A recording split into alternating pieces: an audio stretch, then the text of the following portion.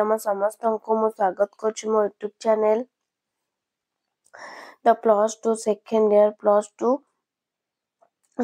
Year arts पिला जो मनकर optional Odia अछि त पिला बारे ऑप्शनल ओडिया रो मो सिलेक्शन क्वेश्चन अछि। ऑप्शनल ओडिया सिलेक्शन कोन ना तमरो ग्रामर रो जो पढिबो कोन ना 5 मार्किया तमे लिखिबो दीटा कोन ना जो लॉन्ग क्वेश्चन ग्रामर रो तो मुने से जोटा इंपोर्टेंट क्वेश्चन लॉन्ग क्वेश्चन ना ग्रामर रूपक अलंकार कहा को कहै ग्रामर न जानले बहुत हैरान टिके भूलभाल लेले बार कटि जीवो।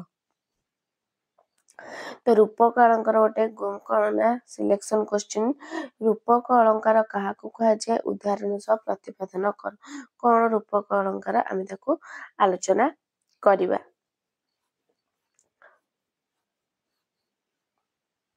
रूपक अलंकार कहले कौन बुझिबा जेउठारे उपमान ओ उपमेय मध्यरे अभेद कथित होइथाए सेठारे रूपक अलंकार हुए। भिन्न भिन्न हेले मध्य दुही को अभिन्न बोली धरा जाए।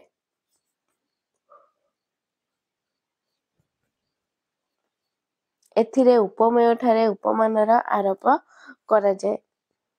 यह मुख्यतः तीन भारे विभक्त कौन कौन ना परंपरित रूपक सांग रूपक निरंग रूपक जोठारे उपमान उपमेय मध्यरे अभेद कथित होइथाए तेणु रूपक अलंकार ए भिन्न भिन्न हेले मध्य दुई को अभिन्न एटा भिन्न भिन्न किंतु दुई को मध्य कौन ना अभिन्न बोली धरा जाए।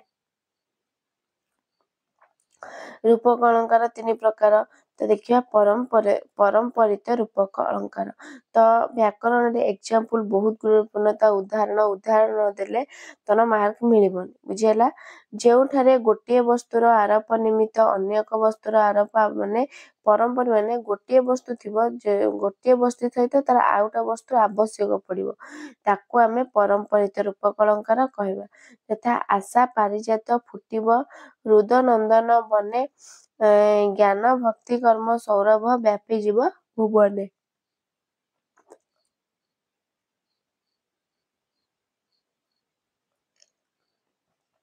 एही दृष्टांतरे आशा को कोना पारिजात रूपे वर्णना करिवारु हृदय रे नंदन बनर आरोप माने आशा पारिजाते फुटिबो रुद नंदन बन माने हृदय रे कोना आशार पारिजात जो फुटिबो सेही कहला जे आशा को पारिजात रूपे वर्णना करिवारु आशा को आमे जदि पारिजात रूपे वर्णना कलु तेबे नंदन बनरे हृदय रे नंदन बनर आरोप करा जायछि एवं ज्ञान भक्ति कर्म को पारिजात सौरभ सह अभेद कल्पना करा जायछि एहा परंपरिगत रूपक अलंकार।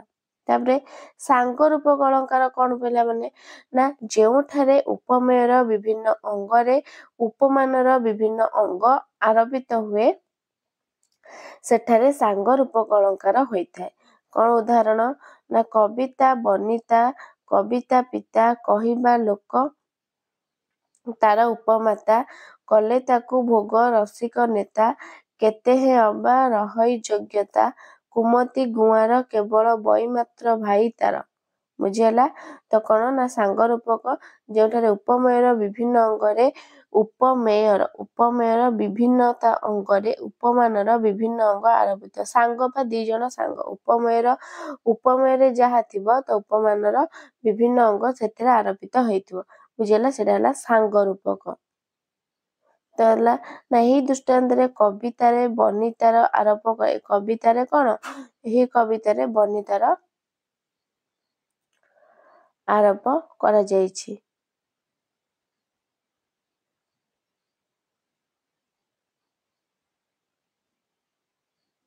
सही अनुसार कवि को तार कोन ना पिता कहिबा लोकों को तार उपमाता पाठकों को तार उपभोक्ता एवं गुआर मूर्खों को तार बईमात्र भाव आरोपित करछि तेणु यह एक सांग रूपक बुझियला कवि को कौन कहि पिता कहि तो सांग रूपक हला लोकों को तार उपमाता कहि पाठकों को तार उपभोक्ता कहि सबु को जेतु नै कि करछि सांग माने दी समस्ते कोन सांग होई समस्त शिक्षक सांग हेले सबु तार सांग होइले।